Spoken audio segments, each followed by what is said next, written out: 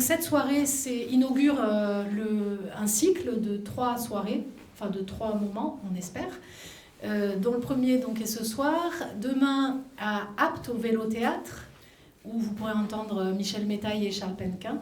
Et samedi, on espère, le solo de Charles Penquin au CIPM à Marseille. Donc ces soirées sont organisées en partenariat avec le collectif Et Autre Chose Inutile, le CIPM, Altra Voce et le Vélo-Théâtre. Oui, on remercie d'ailleurs immensément Alain Géret, qui est le propriétaire de l'hôtel d'Astier et qui permet à toutes ces choses de se produire ici. Et également la Carline, évidemment, qui est la librairie de Fort-Calquier que tout le monde nous envie, je crois, et qui est présente à tous les événements. Voilà. Donc, merci beaucoup.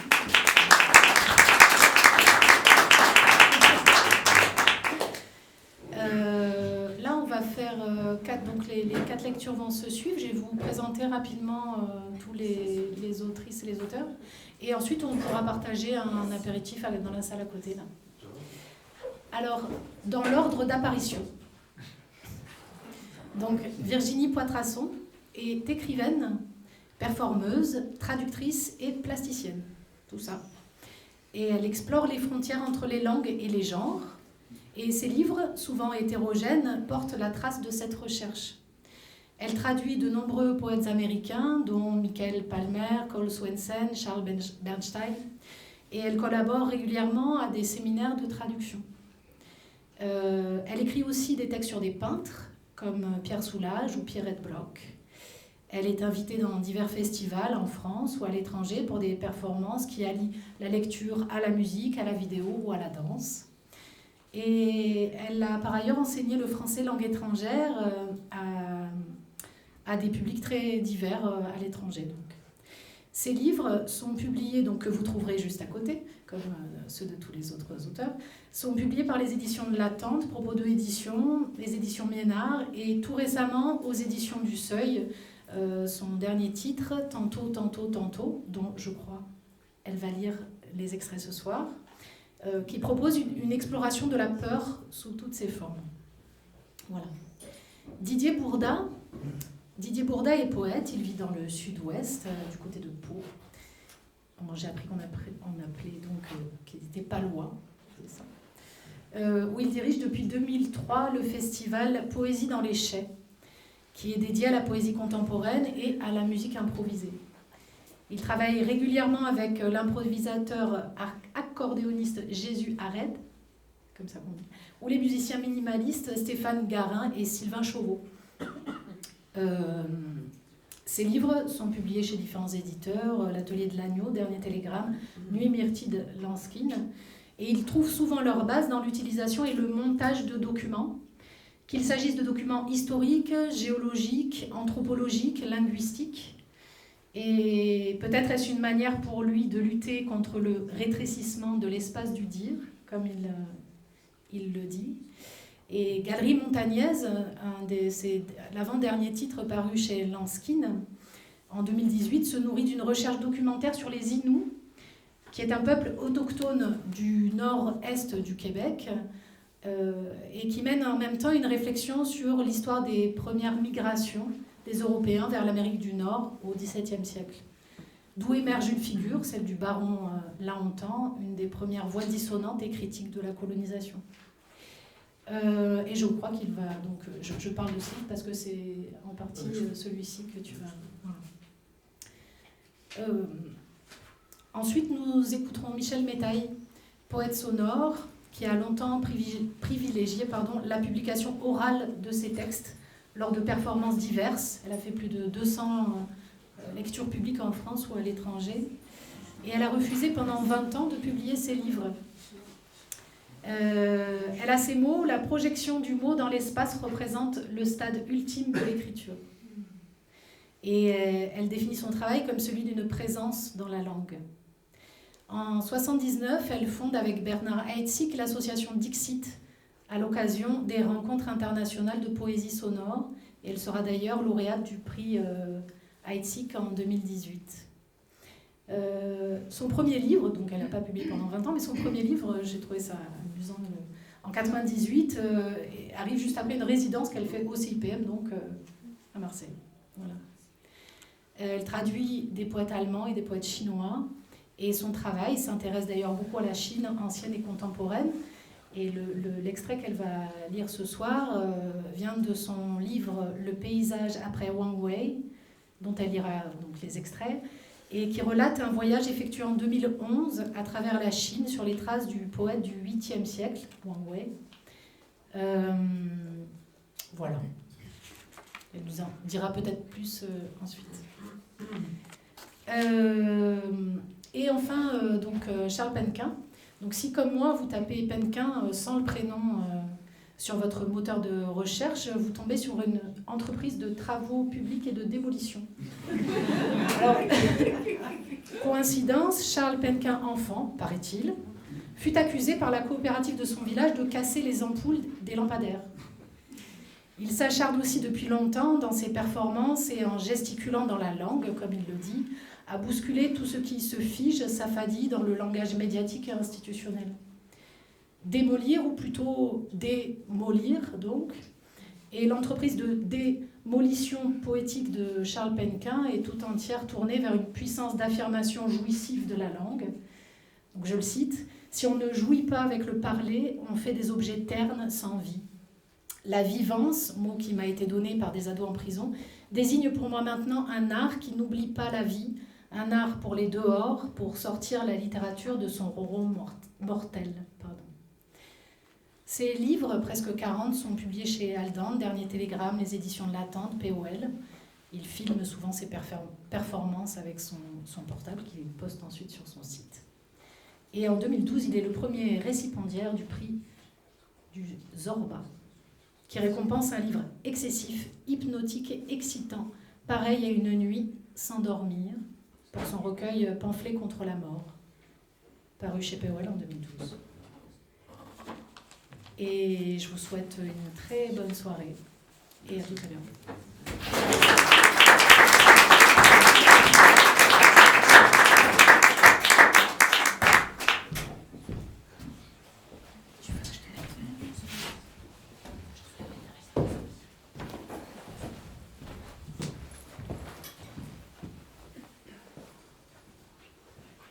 Je vais vous lire.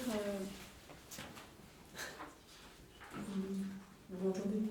Je vais vous lire des extraits de Tantôt, je ne sais plus si j'ai dit 3 fois. Mon dernier livre qui vient de sortir au mois de mars.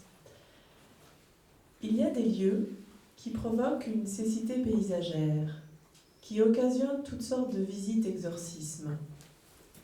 Il y a des lieux qui démultiplient les histoires de pluie et de beau temps. Il y a des lieux qui déploient les plus grandes rumeurs de pollution et d'abandon. En ces endroits, le langage est un réseau aux courbes dangereuses. Les rumeurs créent des mots pour dire ce qui sourde ces lieux. Elles donnent de la matière à l'inquiétude pour mieux tenter de l'éloigner, de l'occulter. Si l'on écoute la rumeur sous son apparent silence, on peut entendre face à l'abrupte du risque tout un ensemble de stratégies en place pour tenter de tenir. Mais invariablement, ces lieux sécrètent l'oubli, occasionnant littéralement des trous de mémoire. Nous n'avons rien d'autre que la peur. Chaque mouvement de respiration en est une articulation, que ce soit en pleine abondance ou dans l'accélération amoureuse. Elle est une fine tapisserie du besoin, et surtout un fort montant de sommeil et de croyance. Aucun garrot pour l'arrêter.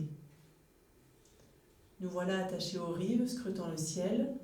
Tout a-t-il vraiment déjà un nom ? La peur d'être en train de rêver, la peur de porter un monstre, la peur des extrémités, la peur que tu ne sois pas à la maison, la peur de ne pas pouvoir prendre une tasse, la peur des palpitations, la peur que ma vue ne se change en mots, la peur des polémiques. Peut-être que si ces peurs livraient leur nom, nous flotterions au-dessus de la nécessité, nous filerions, sans voir de dégâts majeurs, sans aucune menace sur le mont Rushmore. Nous ne cherchons au final qu'à pailleter, à donner l'essentiel aux strass. Les peurs. Ce sont de petits cailloux blancs, gris clair et tachetés. Ils sont usés par le vent, les oiseaux, la solitude, le roulis dans l'eau et l'oubli. Ils délimitent un territoire vaste et accidenté, un territoire d'enfants escarpés, de morsures et de ciels zébrés, de nuits pleines de poussière d'étoiles et de comètes, de visages de pierre aux yeux amovibles, d'hirondelles, de huppes et de rossignols. Pour se préserver, il vaut mieux garder le silence quand on circule dans ces contrées montagneuses. Se taire est un contrefort face à la crainte. Éviter les alentours des fontaines, des puits et des rivières, surtout à midi et à minuit. Prêter attention au bruit de l'eau qui gargouille et redouter son murmure bouillonnant. On peut s'y faire dévorer. Ici, dans les vergers, ce qu'on croit être des lanières sont de vrais serpents. Au lieu-dit Pierre des Néraillades, on ne doit pas jouer de flûte, au risque d'être entendu et de devenir muet. S'abriter sous un platane pour y trouver le réconfort de l'ombre peut être fatal. Et si, après minuit, l'on s'approche d'une habitation et que l'on pénètre jusque dans une des chambres reculées, il se peut que l'on se trouve nez à nez avec un visage insolite, face noyée de nuit, sans plus de traits reconnaissables. C'est leur épouvantail. Dans ces habitations, tout n'est que des corps creux, la vaisselle, les serviteurs, la maison elle-même sont amenés à disparaître. Et les habitants ne sont le plus souvent qu'apparitions. Il y a des créatures venues du dehors, des êtres de parole, figures intermédiaires de l'entre-deux, qui se tiennent hors des villages, juste au pourtour, sur la montagne, dans les bois, les grottes et les puits, vers les rivières, au carrefour, dans les endroits désertiques, et même sous terre. Les temps d'orage sont propices à convoquer ces êtres hors normes. On peut alors entendre leurs murmures sans fin.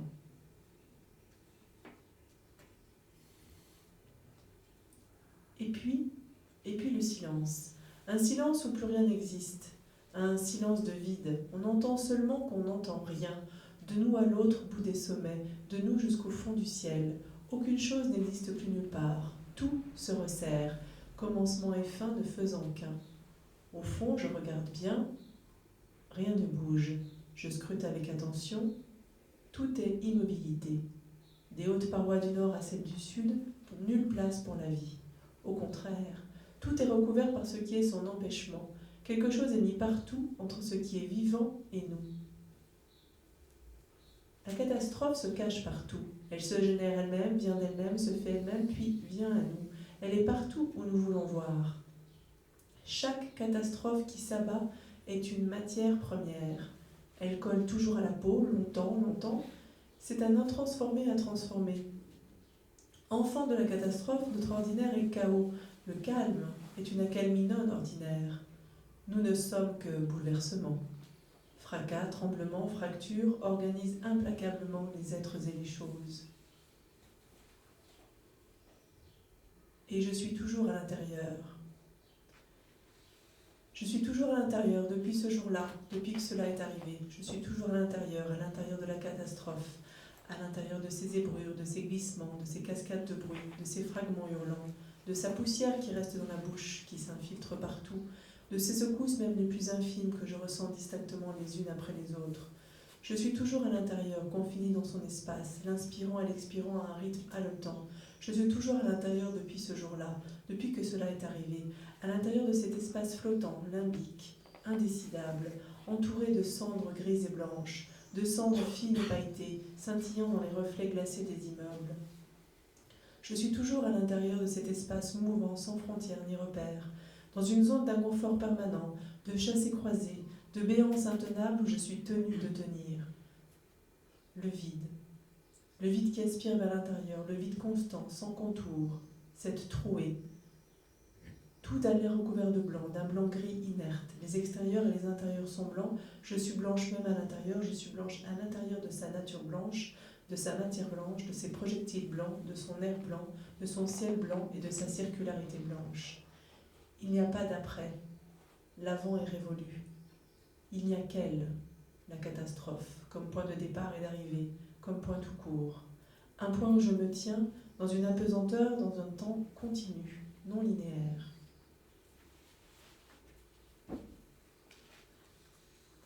Les mots. Les mots servent à mesurer l'épaisseur de l'obscurité. Ils tendent des fils, prennent la mesure des éléments environnants, ils forment un réseau aux courbes sinueuses mais n'éclairent pas mieux que le feu. tranchée remplie de boue, sac rempli de cendres et de branches consumées, homme rempli de peur, le danger fait partie des fondations du monde. Nous vacillons.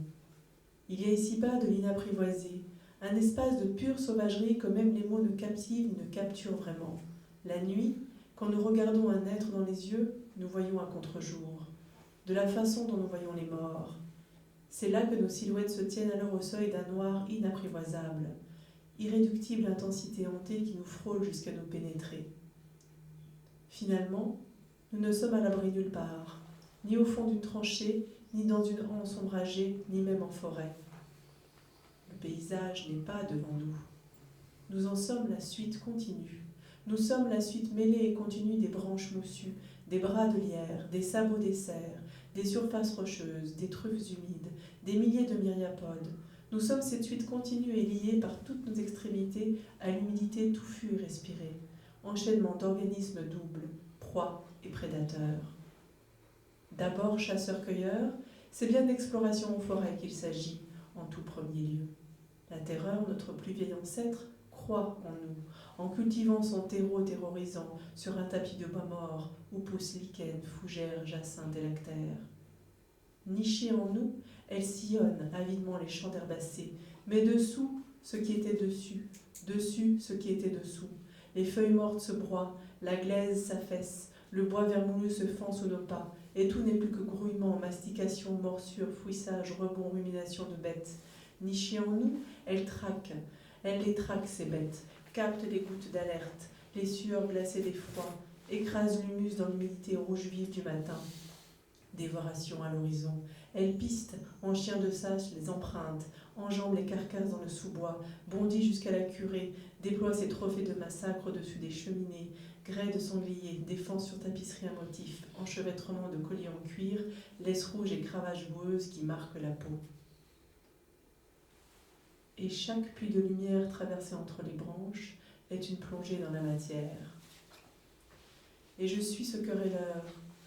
Je suis ce querelleur, ce chien bâtard, ce pillard, cette terreur, la pupille dilatée, la poitrine haletante, la vapeur s'exhalant de ma gueule, cœur de cerf visqueux entre les crocs. Je suis cette meute qui dépouille, qui survit, inapprivoisée. Je suis ces odeurs de bête, entrailles violacées, viscères sanglantes, mises à mort comme une bête. Je suis une bête, n'ayant plus de mon espèce que la peur et la rage, plus rien de tout ce qui me revient que la peur, centuplée.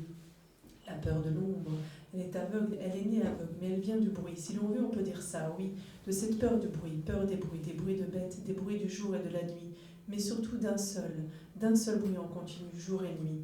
Et ce sont ces pas qui vont et viennent, ce sont ces cris qui résonnent au loin, ce sont ces bêtes se frayant un chemin, et c'est l'air, juste l'air sauvage, et ce sont les choses, et c'est l'air sauvage parmi les choses, aux confins du paysage, et j'entends, ça me revient, tout me revient, je cherche ce bruit, je cherche ce que ça peut bien être, ce bruit continu, ce que j'entends depuis le début, ça me revient, et d'où ça vient? De moi, ça vient de l'intérieur de moi, ce bruit de terreur, danger, sirène intérieure, toujours aux abois. L'effroi se propage comme une traînée de poudre légère. Il contamine peu à peu le paysage et en colore différemment les bords, les abords. La réalité n'étant alors plus jamais la même.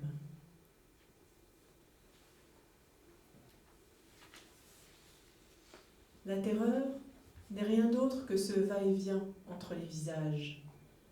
Et pouvoir la raconter, c'est en être revenu de cette terreur, en l'ayant regardée sans être pétrifié. Toute histoire commence toujours par un face-à-face. Tout est question de distance. Tu me fais face, j'approche ta figure. Je m'éloigne de mon visage, ma figure s'efface. J'ignore tout de ta face et je me retrouve dans ton visage. Tu ignores tout de ma face et nos yeux se croisent pourtant. Tu approches ma figure, tu t'éloignes de ton visage, ta figure s'efface, tu te retrouves dans mon visage. Je me détourne de toi, tu ignores tout de ma face. Cependant, tu me vois, je te fais face. Nos faces s'approchent, nous nous effaçons. Nous sommes des êtres capillaires, tout se hérisse. À cet endroit-ci, la peau. Irréversiblement, cette dernière se constelle de petits picots. En se dressant, les poils emprisonnent une couche d'air. La peur est liquide. Elle se mêle à nos gouttelettes de sueur, à nos larmes, à notre salive, à tous nos écoulements. Elle est transmissible par bâillement de mère en fils. Elle se propage en battements de cils de père en fille, quasi comme un virus. Et pourtant, nous continuons à nous toucher, à tendre nos mains, à nous agripper, à nous tenir longtemps, oui longtemps par la main, à tellement étirer nos bras au risque d'être à jamais indéterminés, à se dévisager de si loin, mais si loin, tellement loin, au-delà de cette fenêtre, au-delà de cette lueur, au-delà de notre dernier reflet. Et pourtant nous continuons à nous toucher, à tendre nos mains, à nous agripper, à nous tenir longtemps, oui, longtemps par la main, à tellement étirer nos bras au risque d'être à jamais indéterminés, à se dévisager de si loin, mais si loin, tellement loin, au-delà de cette fenêtre, au-delà de cette lueur, au-delà de notre dernier reflet. Au réveil, nous ne connaissons plus ce que nous avons tant connu. Nous sommes suspendus, sans lien aucun. Au réveil, éteints, nous ne connaissons plus que notre propre étirement.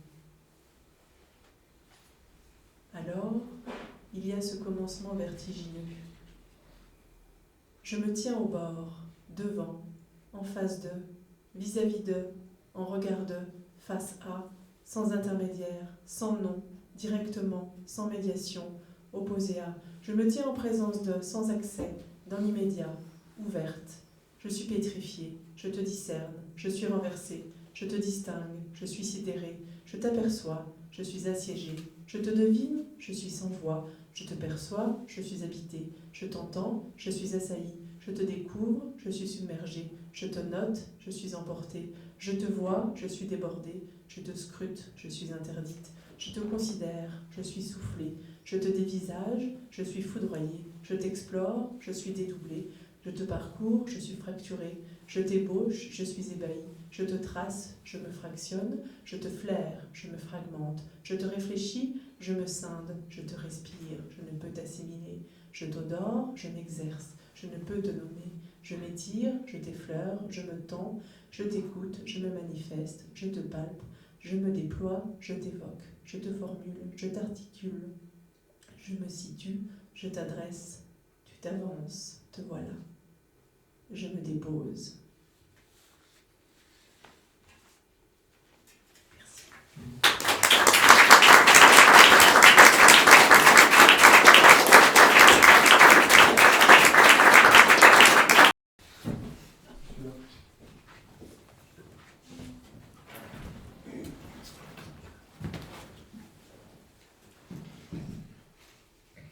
Je vais vous lire des extraits de 3 textes. Le premier, c'est le Fossé Massinante. Le Fossé Massinante est un canal de dérivation de l'Arno, à Florence, qui passe tout près de Santa Maria Novella, où Paolo Uccello a peint les eaux vertes et les corps verts du déluge, là aussi où il a inventé l'idée de perspective.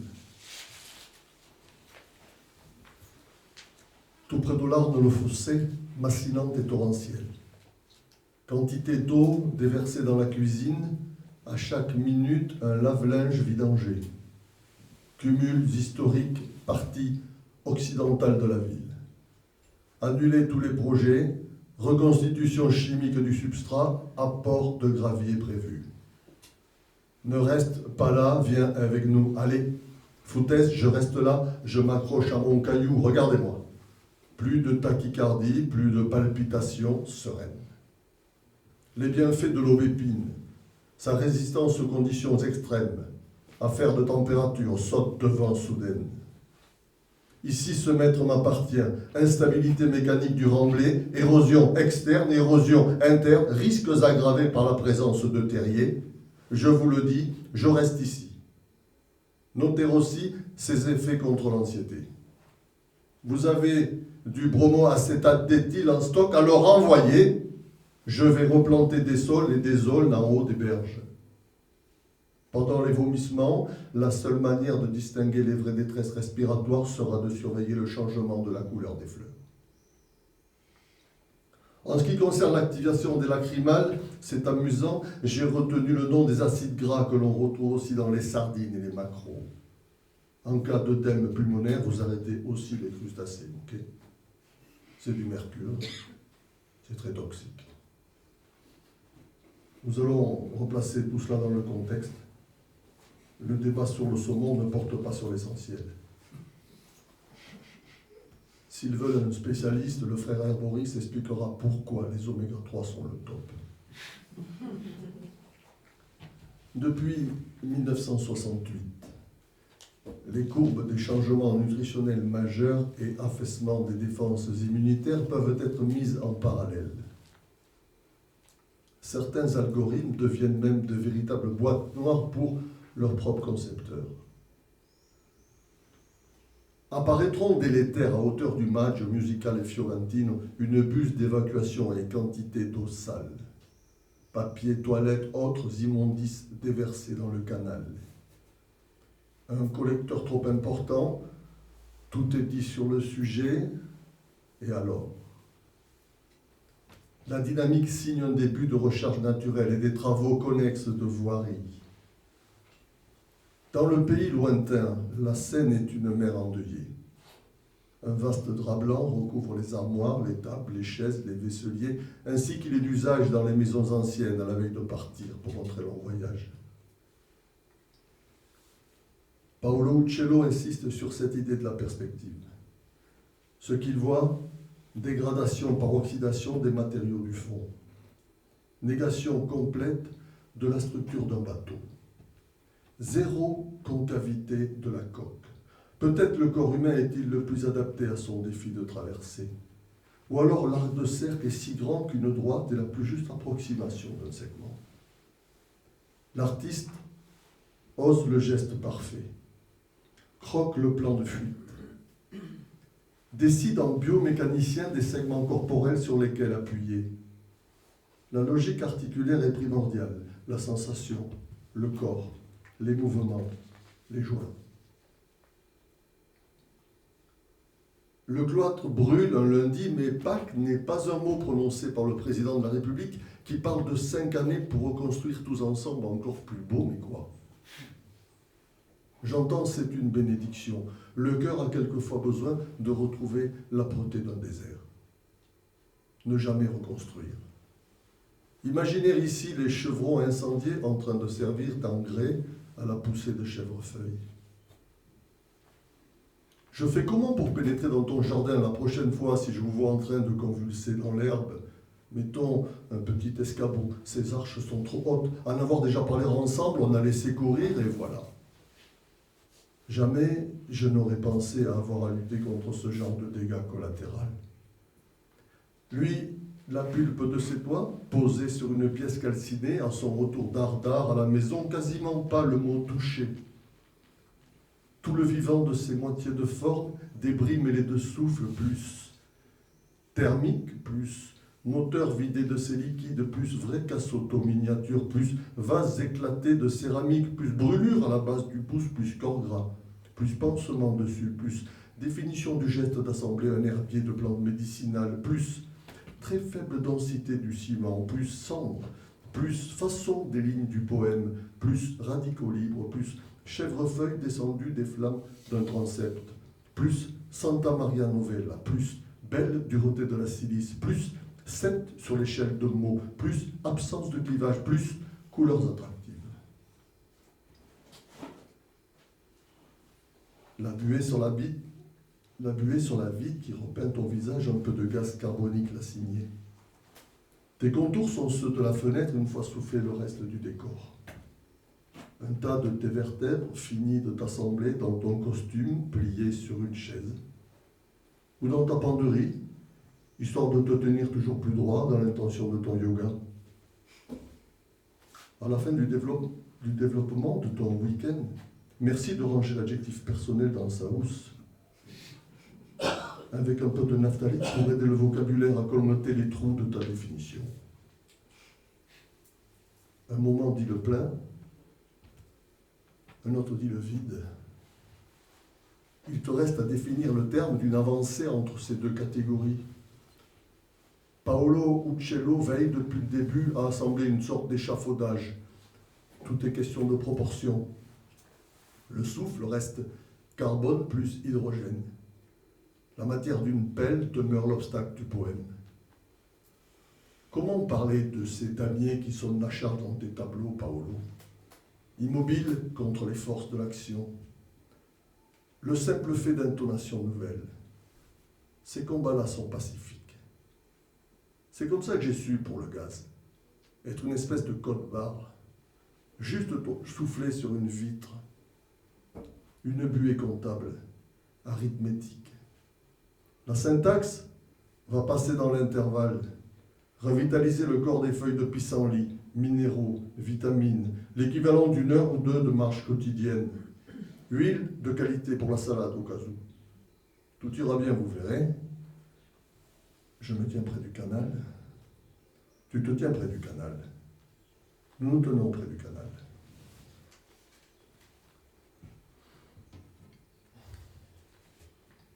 Voilà. Maintenant, un second extrait. Qui concerne Galerie Montagnaise, dont a parlé Juliette tout à l'heure. Je me suis intéressé, et je m'intéresse toujours à la francophonie nord-américaine.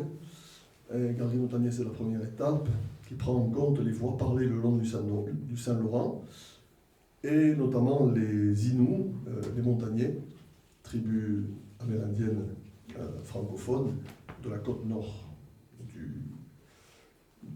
du golfe du Saint-Laurent. Des gens pour qui le français n'a pas le même centre que pour nous. Ils sont au centre du français. Ce n'est pas nous qui sommes au centre du français.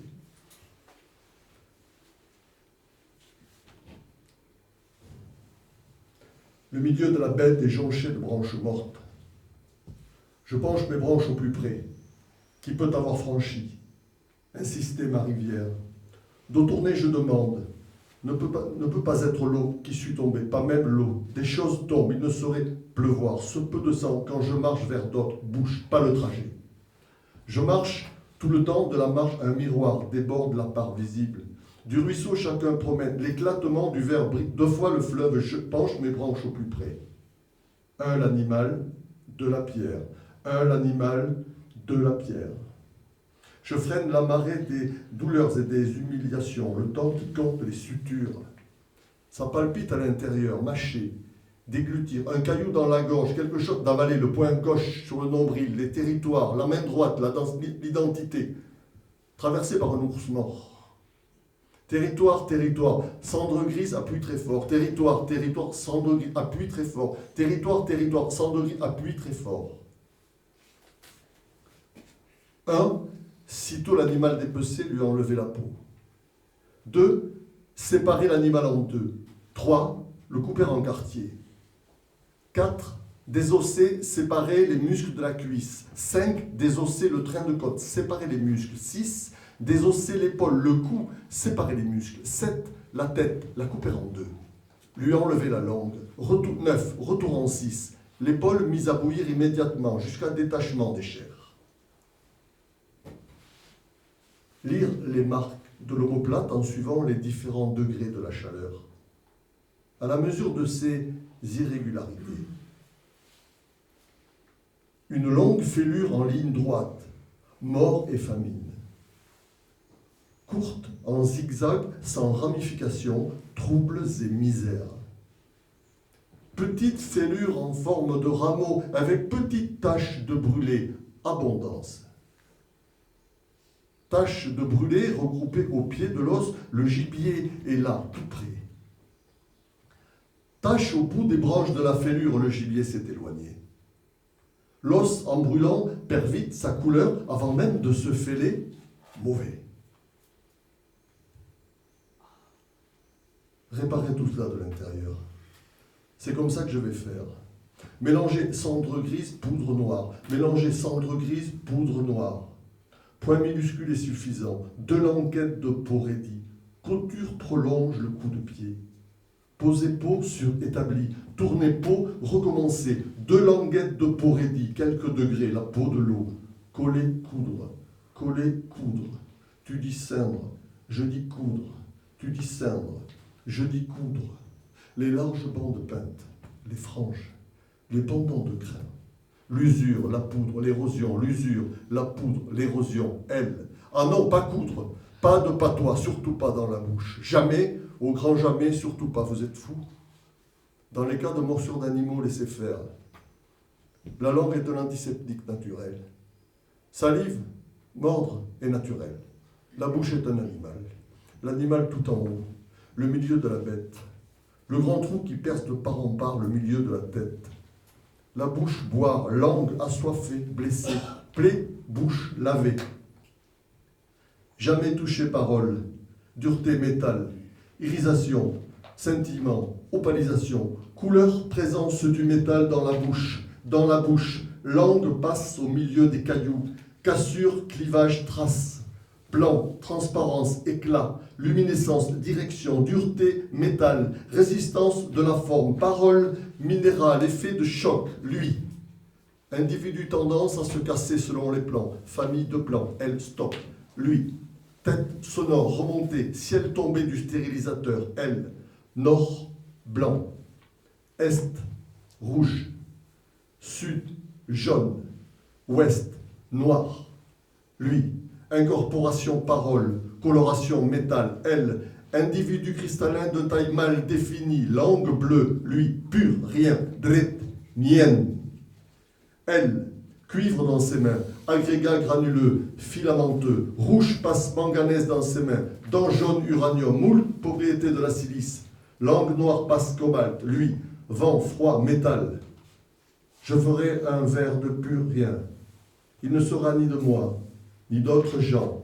Elle, on peut lire à travers une épaisse couche de langue, vent, froid, métal. La lecture est non nette. La lumière traverse. Je la lèche, la repose. Incroyable goût que ça a. Lui, gravat, monstre, incinérable, végétaux, grande bassine, lessiveuse, un stock d'images, il brûle. La plus jolie fumée. Elle, choc. Lui, choc frontal. Elle, pire. Lui. Tout passe par l'unité centrale. Langue, pierre, elle, crie. Lui, ce qui fait les corbeaux. Elle, Kreuz.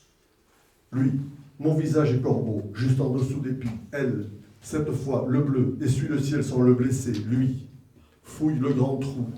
Le ciel passe, il est plein de guêpes. Elle, il brûle l'étendue, juste en dessous des pics. Lui, l'étendue.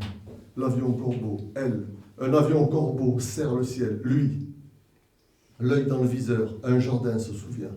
Un jardin tout simplement. Un jardin dans la cible. Elle, tombée des yeux pleins de guêpes. Lui, la volée de pierre. Elle, le ciel tombé des yeux. Elle, une ampoule dans l'arbre. Sitôt l'arbre et les touillas éteints. Et le jardin. Sitôt le jardin éteint. Lui, l'impact grand lac. Le processus du continent. L'espèce nord. L'écosystème contaminant. Elle, l'évaluation de l'impact, l'enjeu planétaire, la zébrée non indigène, le gobi à taches noires, lui, le doigt noir envahissant, le voleur d'huîtres, l'opus, la voie transfert, elle, Baie-Saint-Paul, la rivière des vieux, Joseph la France, le tapis des pots, la terre boisée.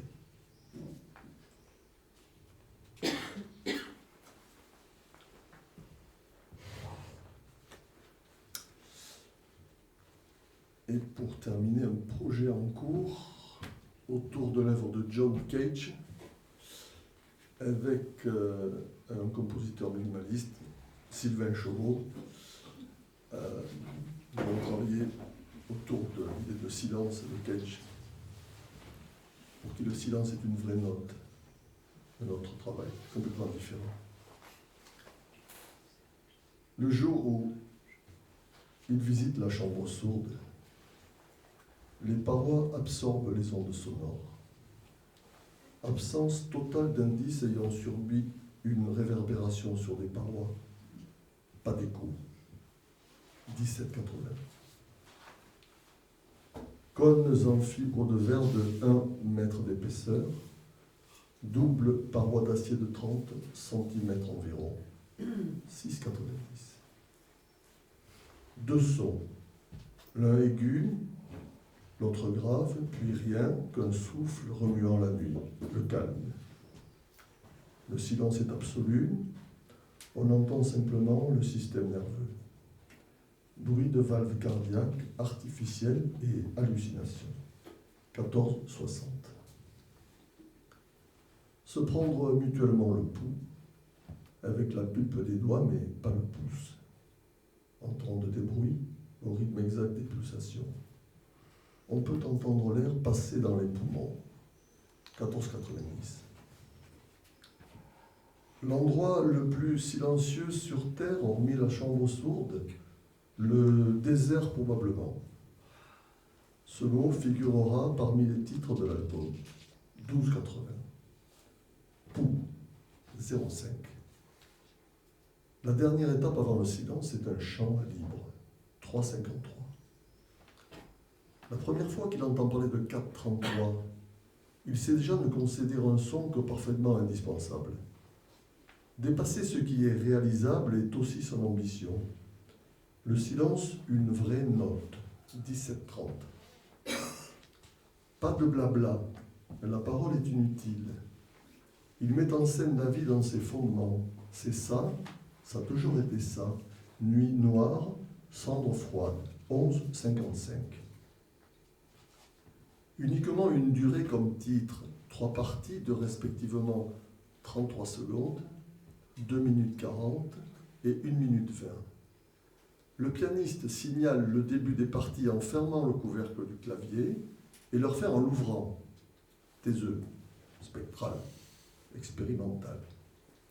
Les habits d'un fantôme, un mur sonore, silence, brut. 28,33. 17,80. 6,90.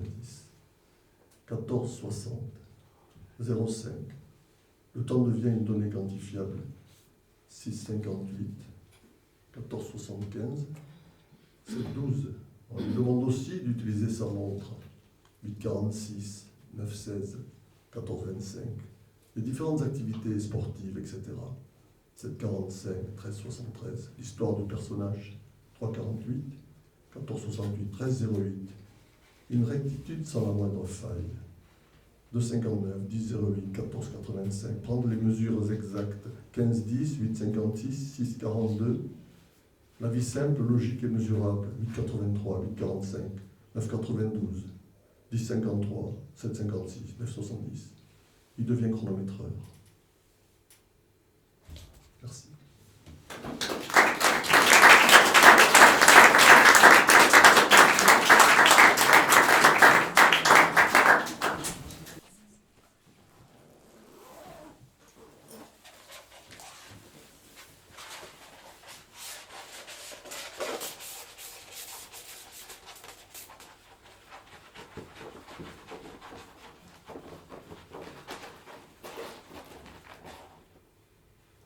Les plaques d'immatriculation. Les voitures s'engagent, esplanade de la gare, sans tenir un cap. Indifférentes au sens des circulations, trajectoires entrecroisées, au hasard des obstacles. Entrelacs de parcours, noués, renoués, l'intrication mouvante oppresse derrière le rideau, opaque la pluie, dans les yeux faisceaux lumineux des phares, à l'eau diffus, grondement sourd des moteurs mal réglés. Sirène de la police, klaxon en mode répétitif, répétitif, malgré panneaux d'interdiction. Ça suffit pas à les proscrire, à faire éclore société civilisée, promue sur banderole, accrochée au carrefour. Elle n'accroche plus l'œil.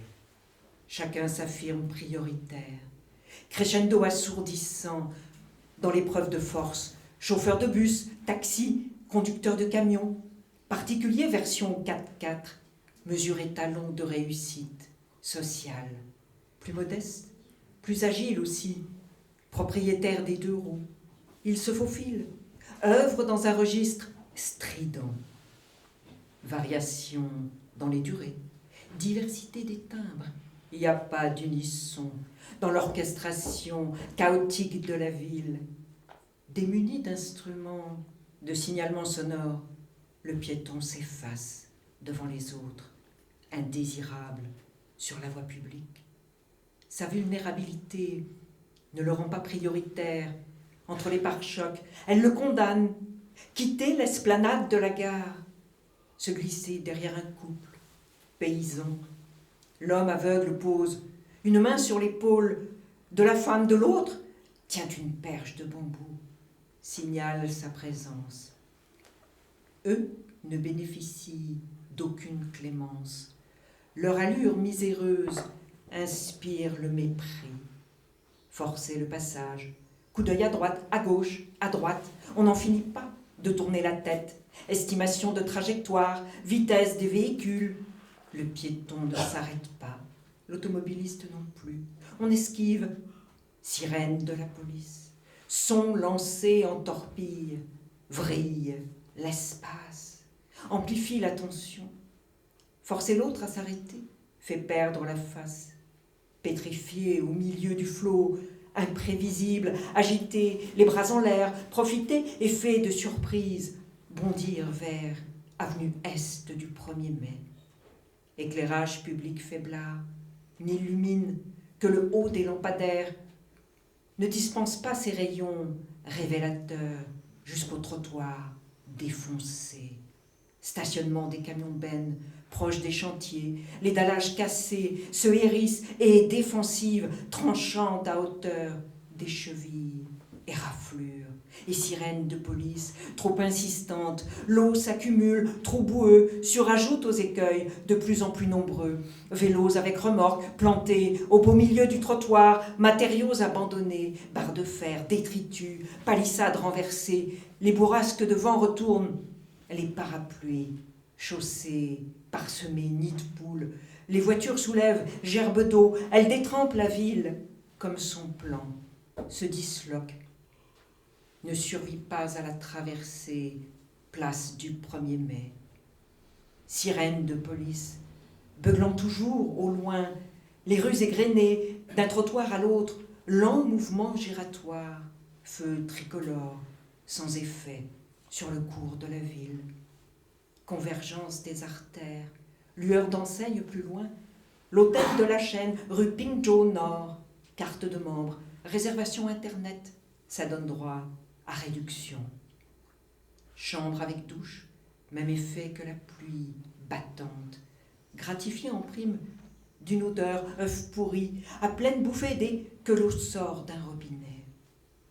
Trop tard pour dîner, fast-food encore ouvert, accessible par une volée de marche, glissante comme du verglas. Un homme jeune, sans domicile, posé pour la nuit, adossé à une vitrine, magasin fermé. L'air hagard, sous sa couverture, un geste, va-et-vient, ne laisse aucun doute sur son activité masturbatoire. En route vers une jouissance solitaire, l'échappement dans les gaz, plus vapeur d'industrie, spectateur privilégié d'une cacophonie urbaine dont il est exclu.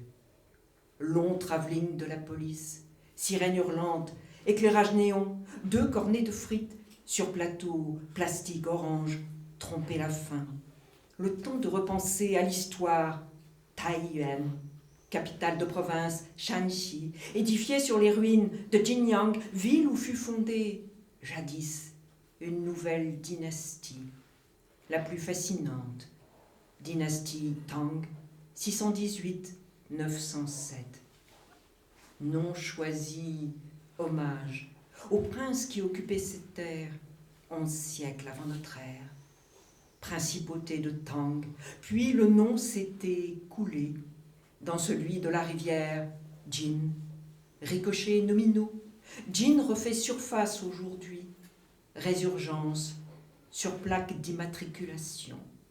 Identifie les voitures, province du Shanxi. Rivière prise dans les flots tourbillonnants de la circulation. Plaque d'immatriculation à lire comme plaque mémorielle.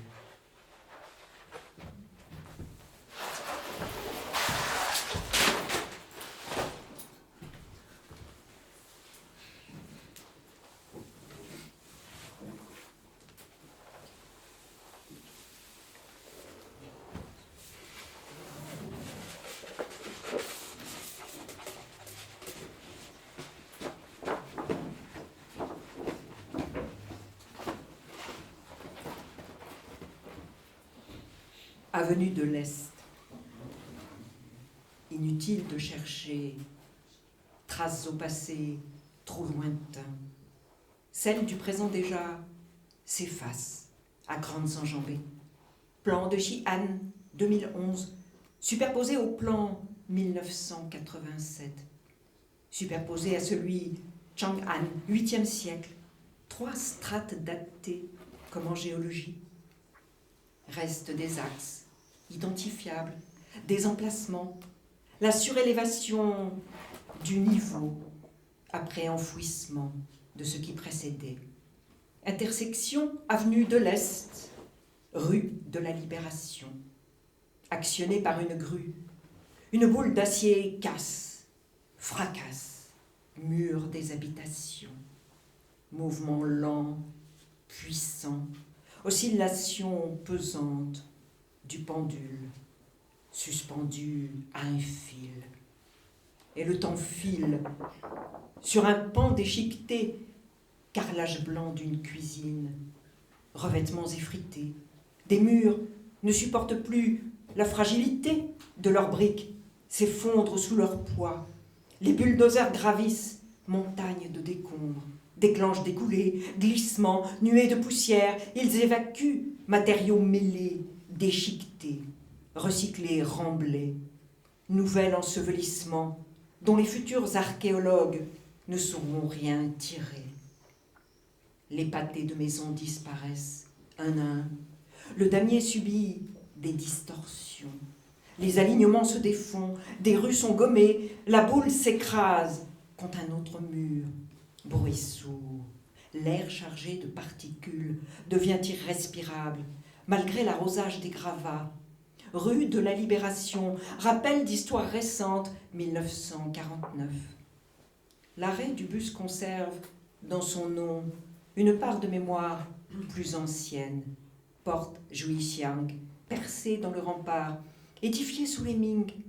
On connaît son tracé, l'épaisseur de briques, la terre jaune compactée. Tout a disparu. Les noms protègent-ils la ville de l'amnésie? Rue Tanche. Encore sur le plan 1987. Mutilé cul-de-sac. La plaque indique double flèche, direction nord et sud. En vain, déconnecté, hors réseau, un mur monté à la hâte la condamne. Briques récupérées, à peine jointoyées, chicane à piétons, technique millénaire du mur écran, placé à l'entrée des maisons. Empêcher les mauvais esprits de progresser. Eux ne connaissent que la ligne droite, comme les urbanistes. L'ancienne rue passante, parking provisoire. Les voitures, ça converge plus vers l'avenue. Grand axe de circulation, désengorge la ville, fluidifie. Chicane à piétons, sert de dépotoir, pissotière la nuit. Vestige d'un mur blanchi à la chaux, ornementaire cuite grise. L'emplacement d'une maison, d'un jardin mis à plat. Un aller-retour le long de l'avenue, et le plan récent, c'est plus d'actualité, remplacé par une feuille vierge. Accélération du tempo, repartir à zéro. Le trottoir opposé montre le futur, imposant quadrilatère, façade austère, une dizaine d'étages, 150 ou quelques fenêtres, grand noble hôtel, clame l'enseigne. Jargon international, comme la clientèle. Préfigure-t-il la ville à venir, rationnelle, sans fantaisie? Quand une maison dépasse pas 1-2 étages, frappée du caractère tchaï, démolition. Bel idéogramme. À gauche une main, à droite une hache. Explicite, n'est-ce pas? De maison en maison, le caractère se répète. Variation dans l'épaisseur du trait, les proportions, traces du pinceau, le trait s'effiloche, coulure, le mot s'étire vers le bas, mouvement général de l'effondrement.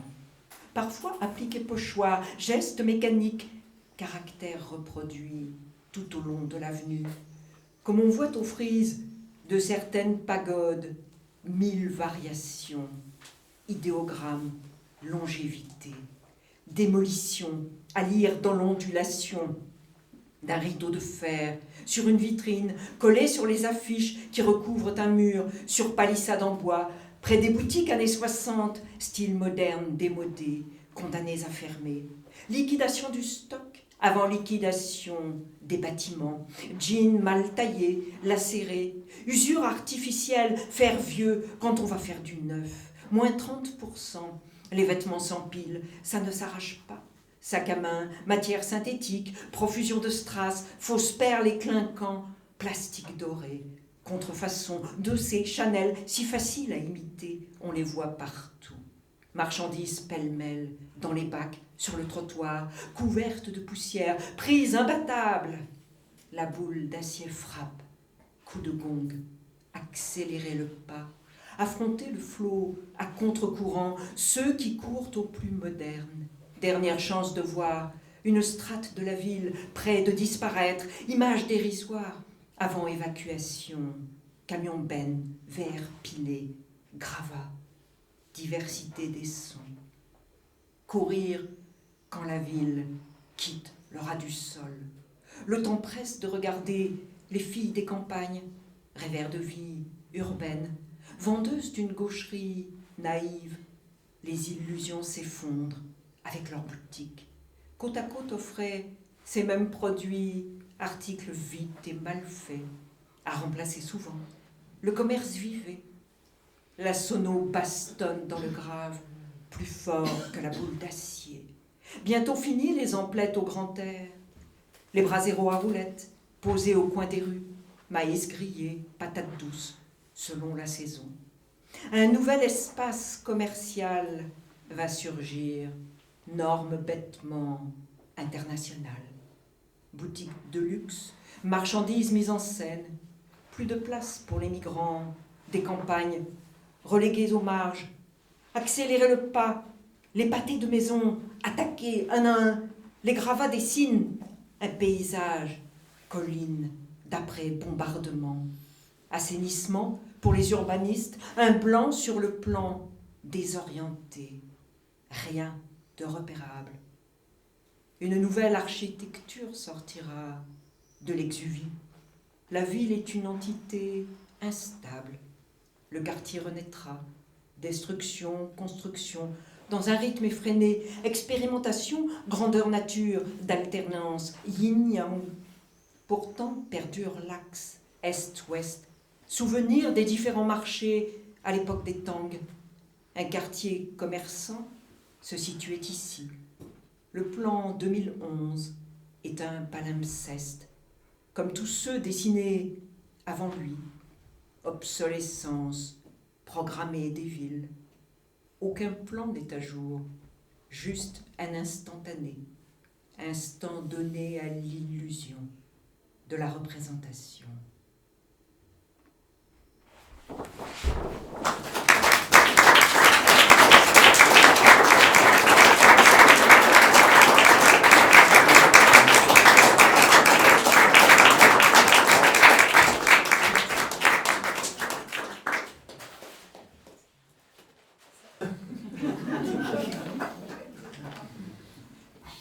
Les petits mots. Je cherche mes petits mots. Mes petits mots, venez, venez les petits mots. Venez à moi, mes petits mots à moi, ils doivent en rester là, en creux, tout contre moi, venez vous blottir. Venez même dans moi, les petits mots, restez cachés, restez dedans, les petits mots, restez dans le fond de la gorge, dans les tréfonds de moi, dans les organes, l'organe d'une voix, la petite voix tout entassée. Restez tassés, les petits mots, ne sortez pas, n'allez pas vous montrer, restez avec papa, c'est le papa des petits mots qui vous parle, c'est votre petit papa, les petits mots. Et qu'est-ce qu'il a dit, papa? Il a dit quoi, le petit papa des petits mots? Il a dit de rester là bien sagement, tranquille, restez tranquille les petits mots à moi, tout con, tout doux. Oui, fais dodo comme ça les petits mots.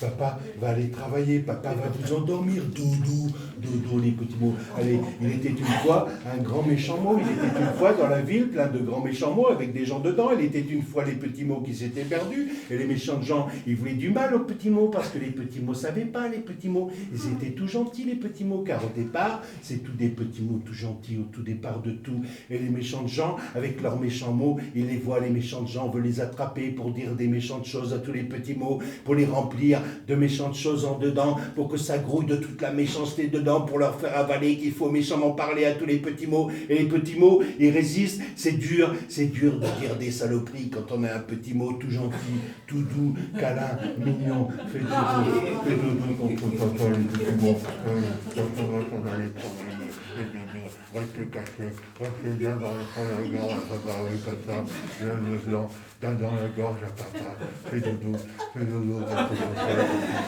oui, c'est bien, fais dodo, allez,